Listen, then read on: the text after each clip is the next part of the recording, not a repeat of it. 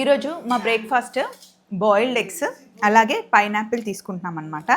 మామూలుగా డెలివరీ అయిన వాళ్ళు ఎప్పుడైనా లావ్ అయిపోయాము, కొంచెం బాడీలో వాటర్ ఎక్కువ వచ్చాయి అనుకుంటారు కదా, వాళ్ళు early morning first food pineapple, night పడుకునే ముందు పైనాపిల్ తింటే కనుక బాడీలో వాటర్ మంచి తొందరగా వెళ్ళిపోతాయండి. అంతేకాకుండా స్కిన్ కూడా చాలా బాగుంటుంది.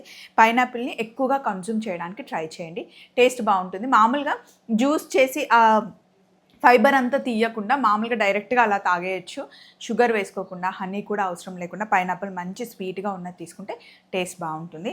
అలాగే ఈరోజు లంచ్ కోసం నేను ఎండు రొయ్యలు టమాటా కర్రీ, కొంచెం ఉల్లిపాయలు ఎక్కువ వేసి ఎండు రొయ్యలు వేసి చేసామన్నమాట. ఇందులో మనకి చక్కగా ఐరన్ ఉంటుంది, ప్రోటీన్ చాలా ఎక్కువ ఉంటుంది. అంటే పచ్చి మాంసం కన్నా ఇలా ఎండు రొయ్యలు, ఎండు చేపల్లో మనకి ఎక్కువగా ప్రోటీన్ ఉంటుందండి. ఈ మధ్య నాకు తెలిసింది. సో మొన్న తెచ్చాను, వండలేదు, ఈరోజు మార్నింగే ఇది వండాం. అండ్ ప్లెయిన్ రైస్, కొంచెం రైస్ ఎక్కువ కర్రీ వేసుకొని తీసుకొని వెళ్దాం అనుకుంటున్నాం. మాకైతే బోడుప్పల్లో షూట్ ఉంది, సో బాక్స్ ప్యాక్ చేసుకొని వెళ్తున్నాం.